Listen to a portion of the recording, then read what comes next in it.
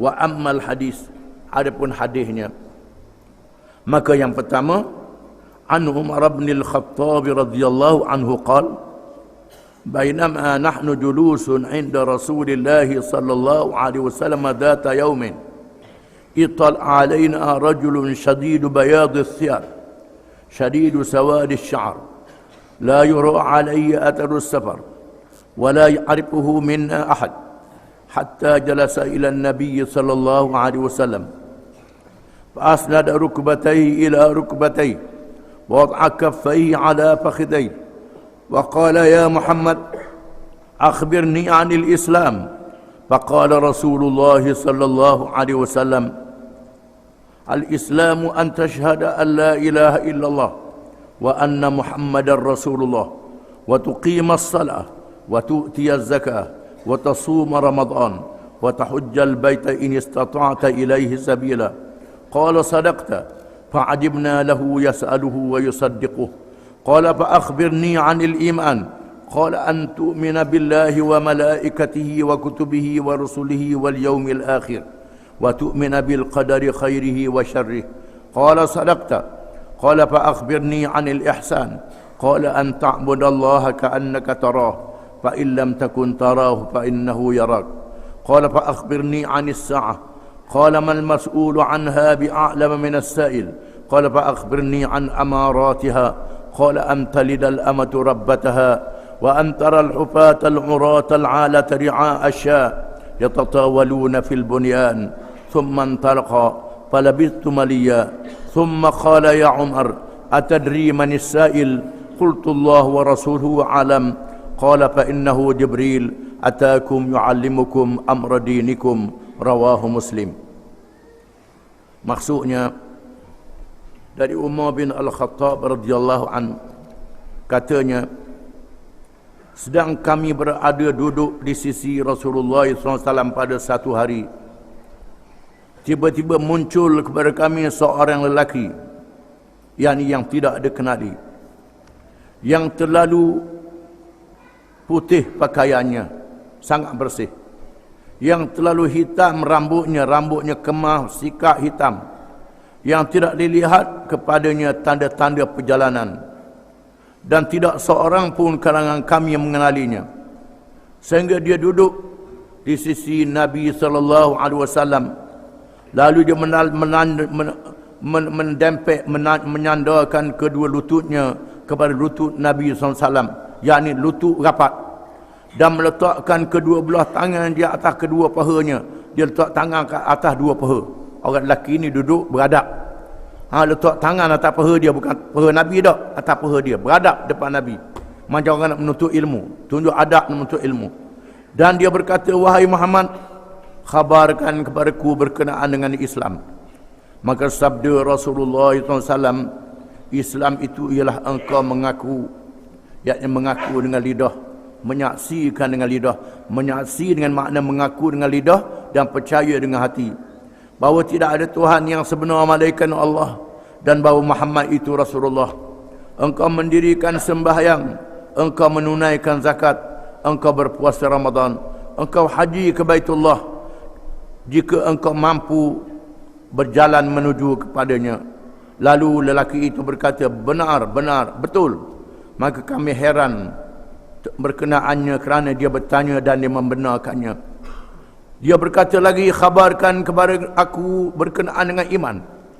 Sabda Rasulullah SAW, engkau percaya kepada Allah, kepada malaikatnya, kitab-kitabnya, rasul-rasulnya, hari akhirat, dan percaya kepada qadar baik dan jahat adalah ketentuan dalam ilmu Allah. Lalu dia berkata, betul, benar. Lalu dia berkata lagi, khabarkan kepadaku berkenaan dengan ihsan. Katanya, engkau menyembah Allah, beribadat kepada Allah seolah-olah engkau melihatnya. Jika tidak begitu, engkau merasakan dia melihat engkau. Lalu dia bertanya lagi, khabarkan kepadaku berkenaan hari kiamat, yakni bila kiamat. Lalu Nabi bersabda, orang yang ditanya bukanlah lebih tahu daripada orang yang bertanya. Lalu dia berkata, khabarkan kepadaku tentang tanda-tandanya, tanda-tanda hampir kiamat. Sabda Nabi SAW, engkau melihat hamba perempuan melahirkan anak perempuannya.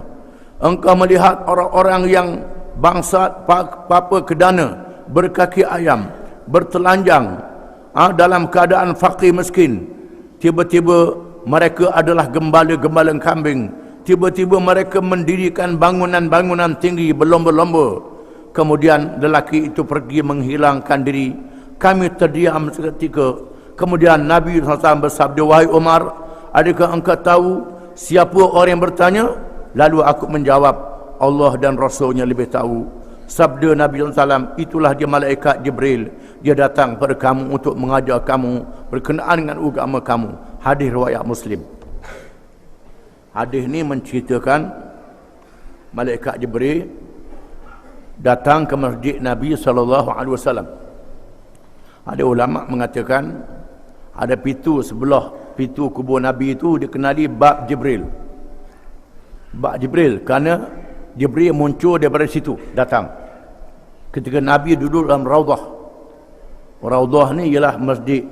Hari ini Raudah itulah masjid zaman Nabi, tak besar masjidnya.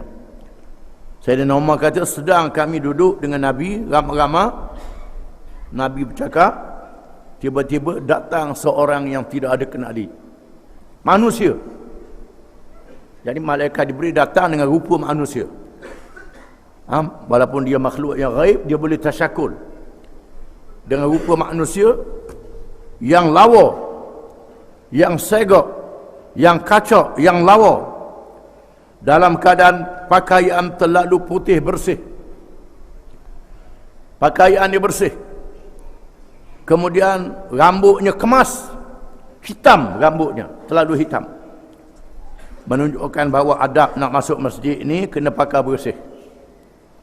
Kena pakai bersih, bersih daripada ajaran Islam. Dan kena kemas. Lalu dia terus duduk menghampiri Nabi SAW. Menghampiri Rasulullah SAW. Dan rapat lutut dengan Nabi. Meletakkan dua tangan di atas dua paha dia. Ini menunjukkan adab untuk menuntut ilmu. Beradab. Beradab. Tiba-tiba dia bertanyakan Nabi SAW, wahai Muhammad, ceritakan kepada aku apa dia Islam. Lalu Nabi menyebut rukun-rukun Islam. Iaitulah mengucap dua kalimah syahadah, mendirikan sembahyang, berpuasa Ramadan, menunaikan zakat, dan mengerjakan haji kepada orang yang mampu. Itu dia rukun Islam. Pasal apa tak ada dalam rukun Islam? Nikah tak ada. Tak ada rukun Islam. Jual beli tak ada dalam rukun Islam. Buat masjid tak ada dalam rukun Islam. Tutup aurat tak ada dalam rukun Islam. Makan dari babi haram tak ada dalam rukun Islam. Itu termasuk dalam mengaku tidak ada Tuhan yang sebenar melainkan Allah dan Muhammad itu Rasulullah. Hukum-hukum yang diajar oleh Allah, yang diajar oleh Nabi Muhammad sallallahu alaihi wasallam. Dengan makna tolak mana-mana hukum Islam yang ada dalam Quran, yang ada dalam hadis, ataupun dalam Quran pakar, dalam hadis tak pakar. Ada ni pula pakar Quran saja, tak pakar hadis. Makna mengucap dua kalimah syahadah saja, macam pakar kasut sebelah. Orang pakar kasut sebelah ni orang tiga suku. Pakar kasut sebelah. Ataupun mengucap Muhammad Rasulullah je, la ilaha illallah tak ada. Pakar belah kiri je. Dia mesti sepasang. Tuhan dah tentukan dua kalimah syahadah. Dua kalimah syahadah. Mana-mana yang tak disebut di sini duduk dalam dua kalimah syahadah. Sama ada yang wajib, yang sunnah, yang harus, yang haram, yang makruh, duduk dalam dua kalimah syahadah. Ni kita kena ingat. Walaupun tak sebut dalam rukun Islam, tapi duduk dalam dua kalimah syahadah. Kemudian mendirikan sembahyang. Sembahyang ni hubungan kita dengan Allah Ta'ala. Secara langsung hubungan kita dengan Allah Ta'ala. Kemudian menunaikan zakat. Hubungan kita dengan harta, iaitulah dalam bab ekonomi. Hubungan dengan harta. Dan hubungan kita dengan masyarakat. Dengan orang ramai. Tu'khadu min aghniyaihim wa turaddu ila fuqaraihim. Diambil daripada mereka yang berada, diagihkan kepada mereka yang tidak berada. Ini konsep ibadat dalam Islam dan konsep percukaian dalam Islam. Dengan sebab itu, bila Islam memerintah, cukai diambil daripada orang yang berada, tak diambil daripada orang miskin. Apa yang disebut dengan apa, datang apa, GST, datang apa, GST ini, itu cukai ambil belaka, termasuk orang miskin yang kena cukai belaka. Habis dicukaikan segala barang keperluan, kegunaan orang miskin, ambil cukai juga. Ini bercanggah dengan konsep percukaian dalam Islam. Ini adalah rukun Islam dalam bab zakat. Tu'khadhu min aghniyaihim wa turaddu ila fuqaraihim. Diambil dari mereka yang berada, diagih dari mereka yang tidak berada. Sama ada untuk orang ataupun untuk pengurusan, untuk mentarbih sabilillah, amil dan sebagainya, orang yang bekerja. Maka bila Islam memerintah, orang Islam kena zakat, orang bukan Islam kena cukai.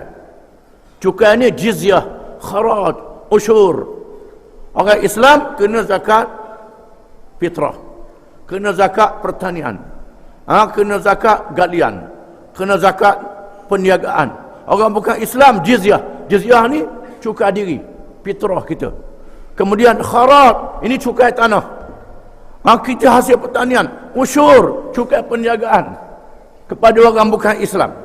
Orang bukan Islam bukan ibadat, kita ibadat. Orang bukan Islam boleh dihapuskan cukai, kita tak boleh hapus. Dalam bab ni orang bukan Islam pula rasa selesa pula boleh hapus cukai. Zakat tak boleh hapus. Itu dia. Zakat boleh naik, zakat qada dia nisab. Cukai ni mengikut kebijaksanaan pemerintah, ikut kebijaksanaan dia, dan boleh dihapuskan. Boleh dihapuskan bila sumber keuangan negara cukup. Bila kita tidak boleh menunaikan tanggungjawab, di antaranya disebut jizyah. Jizyah ni daripada jazak. Jazak dengan makna kita ambil cukai daripada orang bukan Islam yang mampu. Yang tak mampu tak boleh diambil.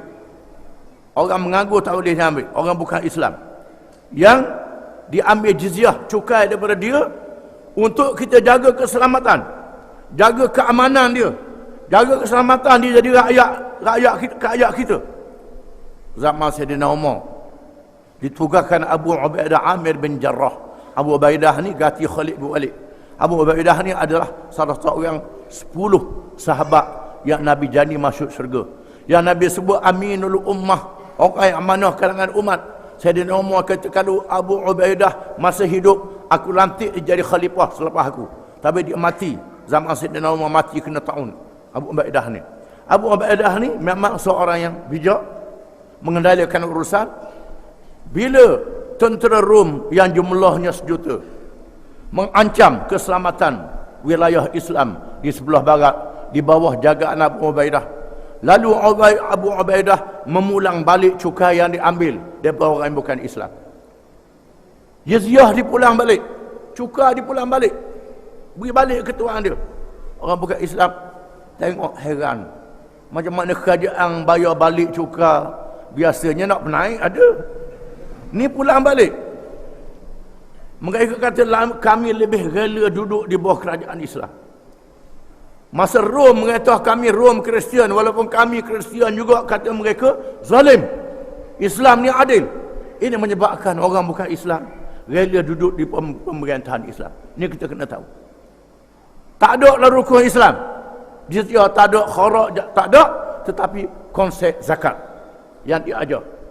Bila Nabi tugaskan Mu'adz bin Jabal pergi ke Yaman, Nabi kata, wahai Mu'adz, ingat bila mu pergi Yaman, kamu bertemu dengan golongan ahli kitab, Yahudi dan Kristian, mereka yang ada kitab. Mula-mula ajak mereka mengucap 2 kalimah syahadah masuk Islam. Mula-mula ajak mereka masuk Islam dulu. Setelah mereka mengucap 2 kalimah syahadah masuk Islam, beritahu kepada mereka, Allah wajibkan kepada kamu sembahyang 5 waktu sehari semalam. Setelah mereka tunaikan sembahyang 5 waktu sehari semalam, beritahu kepada mereka, Allah wajibkan diambil daripada harta orang yang kaya sedikit untuk diagihkan kepada orang-orang yang memerlukan pertolongan. Kata Nabi kata wa iyyaka wa karaima amwalihim wattaqi da'watal mazlum fa innahu laysa bainaha wa bainallahi hijab. Takut doa orang yang kena zalim. Takut doa yang kena zalim. Kerana doa kena zalim tu tak ada hijab, tak ada dinding antara dia dengan Allah Ta'ala. Maknanya bila mengambil zakat, mengambil cukai daripada orang yang bukan Islam, zakat daripada orang Islam, jangan buat zalim. Ikut pandai dia lah nak wiyak kuruh ke, nak wiyak gemak ke, nak wiyak terhana ke, ini serah ke dia kalau binatang. Ikut pandai dia nak wiyak mana-mana zakat daripada harta dia, jangan mengambil. Aku nak ni, aku nak, jangan. Serah ke dia. Dia nak bayar zakat, dia nak bayar jizyah, nak bayar kharak dia, ikut dia bayar kepada kamu, jangan kamu rampas. Begitu. Maknanya begitu. Ini dia ajar. Takut doa kena zalim. Orang yang kena zalim doa tak ada hijab antara dia dengan Allah. Ini cara yang dia ajar oleh Islam. Mula-mula ajar mengucap 2 kalimah syahadah. Setelah dia mengucap 2 kalimah syahadah, ajar dia sembahyang 5 waktu. Setelah dia sembahyang 5 waktu, barulah ajar dia zakat. Jangan belum mengucap lagi, jaga masuk Islam ni kena sunat. Dah ada apa-apa yang sunat dah. Biar dia mengucap dulu. Ini satu hal pula ni. Kemudian dia tambah sunat takut, biar dia mengucap dulu. Sunat ke kediam. Berjinak dulu. Sunat ni masalah khilafiyah antara ulama. Khilaf. Ulama Syafi'i kata wajib, ada ulama kata tak wajib. Buat wajib dulu mengucap 2 kalimah syahadah. Lepas tu dengan sendirilah dia akan sunat lepas pada itu. Belum apa-apa royak dia. Kalau masuk Islam mu kena semayang. Subuh-subuh hawa mu kena bangun. Tengah malam kena semayang tahajud. Lepas tu kena semayang duha pula.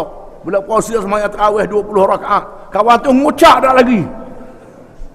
Ni. Dah. Ini cara yang diajar oleh Nabi. Bagaimana orang nak masuk Islam. Itu dia. Rukun Islam. Diriwayat satu-satu. Kemudian, setelah diberitahu pula puasa bulan Ramadan. Zakat, kemudian puasa bulan Ramadan. Mengerjakan haji kepada orang yang mampu menunaikan. Tak mampu, tak wajib haji pada dia. Haji tak wajib. Tapi tak cukup syarat bagi diri dia. Kan syarat tak cukup. Kemudian dia bertanya rukun iman. Iman ni yang berkait dengan kepercayaan hati. Disebut yang kedua. Padahal dari asasnya, kalau iman tak ada, Islamnya tidak sah. Walaupun demikian, iman dengan Islam ni berkait rapat. Tak boleh dipisah antara satu sama lain. Sebagaimana kepala dengan tubuh. Kalau buang kerak kepala, tubuh mati. Roh dengan jasad. Walaupun disebut secara berasingan, tapi tak boleh pisah. Beriman kepada Allah, beriman pada malaikat, beriman berkitab, beriman pada hari akhirat, beriman berqadar takdir daripada Allah Ta'ala. Semua yang berlaku adalah dengan kehendak dan ilmu Allah Ta'ala yang mengandungi hikmat yang kita tidak tahu. Walaupun kita, pada pandangan kita tak molek, Allah Ta'ala maha adil. Kita kena terima hakikat. Allah Ta'ala itu adil. Kita tak tahu apa yang tersembunyi di sebaliknya. Allah Ta'ala mengetahui segala-galanya yang tersirat. Ada perkara yang tersirat, perkara yang tersembunyi, yang kita tak tahu. Allah Ta'ala tahu segala-galanya. Kemudian dia bertanya, bila kiamat? Kiamat bila? Nabi jawab dengan bijak, mal mas'ulu anha bi'a'lama minas sa'il. Bukanlah orang yang ditanya lebih tahu daripada orang yang bertanya. Aku tak tahu, mung pun tak tahu. Sama-sama tak tahu belaka. Nabi kata. Itu jawapan yang bijak. Bukanlah orang yang ditanya lebih tahu daripada orang yang bertanya. Nabi dahulukan diri dia dulu. Aku tak tahu, mung pun tak tahu juga. Sama-sama. Bukan mung tak tahu, aku pun tak tahu. Tapi dulu Nabi dulukan diri dia dulu. Aku tak tahu, mung pun tak tahu juga. Mal mas'ulu alumna minas sa'il. Bukanlah orang yang ditanya lebih tahu daripada orang yang bertanya. Mendahulukan dirinya dulu. Tak tahu, kemudian awak pun tak tahu juga. Kalau kita ni, kita bodoh korang dulu, baru kita. Kita ni kebijaksanaan Nabi SAW. Kemudian dia tanya, apa tanda-tandanya? Akhbirni an amaratiha. Tanda-tanda hampir kiamat. Itu Tuhan beritahu. Tanda-tanda Tuhan beritahu. Maka Nabi beritahulah, amtalidal amatu rabbataha. Hamba perempuan melahirkan tuan yang perempuan. Para ulama menafsirkan hadis ini. Yang pertama menunjukkan di akhir zaman orang perempuan jumlahnya terlalu besar. Ramai sangat orang puan lebih pada orang lelaki. Sehingga tak cukup orang lelaki, ramai orang puan. Akan jadi begitu. Dengan sebab peperangan. Dengan sebab jenayah. Manusia sendiri yang buat akalan. Berlakunya akhlak yang buruk. Berlakunya keruntuhan akhlak. Perzinaan. Macam-macam maksiat berlaku. Ini tanda-tanda akhir zaman. Di antaranya juga ialah amtalidal amatu rabbataha. Hamba perempuan melahirkan anak perempuan yang menjadi tuan kepada hamba mak dia. Jadi tuan kepada mak dia. Mak melahirkan anak perempuan lari. Mak jadi tukang jaga rumah. In rabbataha. Akan jadi tuan kepada anak yang dilahirkan. Itu dia. Itu akhir zaman. Menunjukkan durhaka. Durhaka pada kedua ibu bapa. Berlaku akhir zaman. Wa antaral hufata. Engkau akan melihat orang yang berkaki ayam. Tak kena kasut. Kasut tak kena. Al-urata. Yang tak ada pakaian. Al-alata. Yang bangsat miskin. Apa kerana? Ri'a asyak. Mereka adalah gembala-gembala kambing. Yatatawaluna fil bunyan. Mereka berlomba-lomba berebut, bertanding untuk mendirikan bangunan-bangunan yang tinggi. Kita tengok sekarang ni ada ke tak? Ada dah. Di mana tempatnya? Negeri Teluk. Negeri Arab. Negeri Arab sendiri. Negeri kafir tu, padang dia kafir. Ini negeri Arab sendiri. Negeri yang kaya raya. Saudi, Qatar, Bahrain, Emirates, Kuwait, Oman. Negeri-negeri yang kaya raya ni, yang dulunya penduduknya adalah gembala kambing, gembala unta, payah hidup, airnya payah. Bila berjumpa minyak, duit banyak selalu. Berduit banyak, siapa tak tahu nak letak duit. Padahal tempat letak duit banyak. Lepas letak duit banyak, orang lapar di Afrika. Orang miskin di Malaysia, Indonesia pun ada. Ramai. Orang miskin di Bangladesh. Orang susah rata-rata dunia Islam. Padahal duit ini patut dizakatkan. Kalau lebih zakat pada penduduk negeri dia, beri zakat pada penduduk negeri-negeri orang Islam. Ini tidak dilaburkan di Amerika. Bank-bank Amerika. Dilaporkan di bank-bank di Eropah. Bank Yahudi ada, bank Zionis ada, macam-macam bank ni. Dilaporkan di sana duit itu. Mereka nak mampu dah ekonomi. Teruknya mereka ni. Tapi boleh gagah dengan duit orang Arab ke simpan itu. Ini dia. Orang Arab pula tolong Israel. Zionis pula Yahudi. Bunuh orang Islam pula. Orang Arab tukang bagi duit. Padahal banyak negeri-negeri Islam yang memerlukan pertolongan, memerlukan bantuan. Negeri-negeri Islam yang tak cukup jalan raya, yang tak cukup empangan air, yang tak cukup ini. Patutnya dia laburkan duit yang banyak ini di negeri orang Islam yang susah. Termasuklah negeri orang bukan Islam yang susah pun boleh digunakan juga untuk tarik dia masuk Islam. Ni dak letak dalam bank, ambil riba dia. Ambil riba dia. Darah riba pula yang diharamkan oleh Islam. Taklah nak letak banyak, buat bangunan tinggi, badi tinggi. Orang ni kata bangunan dia tinggi. Orang ni kata bangunan dia tinggi. Ni kata bangunan dia tinggi. Orang tua-tua cerita dulu, zaman dulu tua-tua cerita awang golok bong. Cerita awang golok bong tu badi besar. Besar golok bong, besar tu besarnya dia dah ni. Badi tinggi bangunan. Orang ni kata bangunan dia tinggi. Bangunan dia tinggi 20 buk. Badi tinggi bangunan. Di Dubai buat tinggi bangunan. di Emirates buat tinggi bangunan, Qatar buat bangunan tinggi, sana buat bangunan tinggi.